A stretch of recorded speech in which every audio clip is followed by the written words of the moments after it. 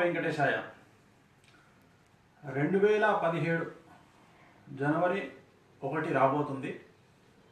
ఈ రోజు నుండి కంటిన్యూగా తీసుకుంటే రాబోయేటువంటి జనవరి 1 లోపు 12 రాశులకు సంబంధించినటువంటి సమాచారాన్ని నేను ఇవ్వాలనుకుంటున్నా. ముందుగా మేష రాశితోని ప్రారంభం చేద్దాం. ఈ సంవత్సరం అంటే 2017 ఎలా ఉండబోతుంది 12 రాశుల వారికి అనే విషయాన్ని మీకు రాశి ఫలాల ద్వారా తెలియజెప్పే ప్రయత్నం చేస్తాను. ముందుగా 2017లో మేషరాశి జాతకం ఎలా ఉంటుంది అంటే మేషరాశికి సంబంధించి ఎవరెవరు ఉంటారంటే మేషరాశి అశ్విని నక్షత్రం చూ చే చో లా అనేటువంటి పేర్లతో వచ్చేవాళ్ళు, భరణి నక్షత్రం లీ లు లే లో అనేటువంటి నక్షత్రాలు, కృత్తిక 1వ పాదం ఆ అనేటువంటి నక్షత్రం అక్షరం. అంటే మొత్తంగా తీసుకుంటే అశ్విని భరణి కృత్తిక 1వ పాదం ఈ 3 దానికి సంబంధించి ఎలా ఉండబోతుంది మేషరాశికి సంబంధించినటువంటిది ఒకసారి వివరిస్తాను.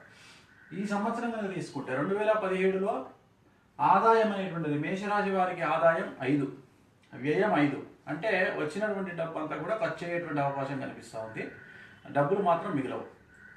రాజపూజ్యం 3, అవమానం 1. అంటే పరపతి విషయంలో పిఆర్ విషయంలో మాత్రం చాలా అనుకూలత కనిపిస్తూ ఉంది. రాజపూజ్యం 3, అవమానం 1. అంటే దీంట్లో మటుకు మీకు అనుకూలంగా ఉండే అవకాశం ఉంది. తర్వాత జనవరి 26వ తేదీ నాడు శని మారుతూ ఉన్నాడు. ఇప్పుడు మేషరాశికి అష్టమ శని నడుస్తూ ఉంది. ఈ అష్టమ శని అనేటువంటిది వృషభ రాశిలోకి వెళ్ళిపోతుంది. కాబట్టి మేషరాశి వాళ్లకు 2.5 సంవత్సరాల నుండి ఉన్నటువంటి సమస్యలన్నీ కూడా పూర్తిగా తొలగిపోయే అవకాశం ఉంది. ఆరోగ్యము ఇప్పటి వరకు అయితే ఎవరికైతే ఆరోగ్య భంగాలు ఉన్నాయో వాళ్ళందరికీ కూడా ఆరోగ్యం కుదుటపడే అవకాశాలు కనిపిస్తూ ఉన్నాయి. అలాగే వీసాలకు, అమెరికా వీసాలు కానీ ఇతరత్ర విదేశాలకు సంబంధించి వీసాలు పెట్టుకుందాం అనుకునే వాళ్ళకి అంటే స్టూడెంట్స్కి 2017 చాలా అనుకూలమైనటువంటి సంవత్సరంగా భావించాల్సి ఉంటుంది. ఖచ్చితంగా మీ వీసాలు అప్రూవల్ అయ్యేటువంటి అవకాశాలు కనిపిస్తూ ఉన్నాయి. అలాగే విద్యార్థులకు సంబంధించినంత వరకు ఉత్తీర్ణత శాతం బాగా పెరిగేటువంటి అవకాశం కనిపిస్తూ ఉంది.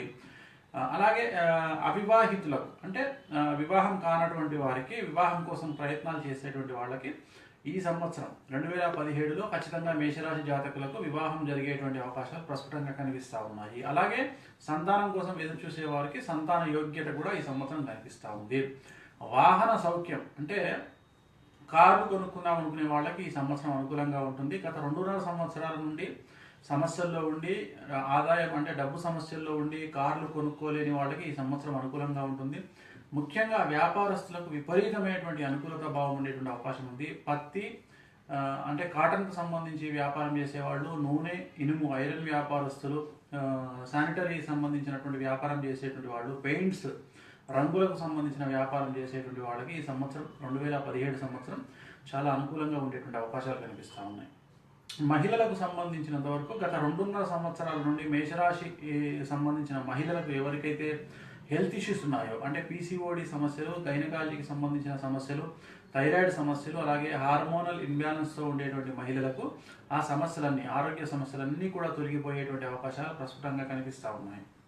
అలాగే మహిళలకు సంబంధించినంత వరకు ఈ సంవత్సరం కనుక తీసుకుంటే ఉద్యోగంలో ప్రమోషన్లు కనిపిస్తూ ఉన్నాయి. ముఖ్యంగా సాఫ్ట్వేర్ రంగంలో పనిచేసేటువంటి అమ్మాయిలకు సంబంధించి ప్రమోషన్లు కనిపిస్తూ ఉన్నాయి.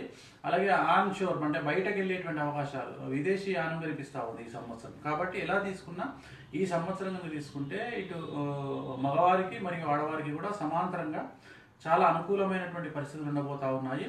2014 మార్చి నుండి నడుస్తున్నటువంటి బ్యాడ్ టైం అంతా కూడా ఈ సంవత్సరం డిసెంబర్ 31, 2016 డిసెంబర్ 31కి వెళ్ళిపోతూ జనవరి 1 నుండి 2017 జనవరి 1 నుండి విద్యార్థులకి, కుటుంబీకులకి, తర్వాత సపరేట్గా తీసుకుంటే అవివాహితులకి, అలాగే మగవారికి ఆడవారికి అని తేడా లేకుండా ప్రతి ఒక్కళ్ళకు కూడా మేషరాశి జాతకులందరికీ కూడా ఈ సంవత్సరం 2017 సంవత్సరం చాలా విశేషంగా, చాలా అనుకూలంగా ఉండేటువంటి అవకాశాలు ప్రస్ఫుటంగా కనిపిస్తూ ఉన్నాయి.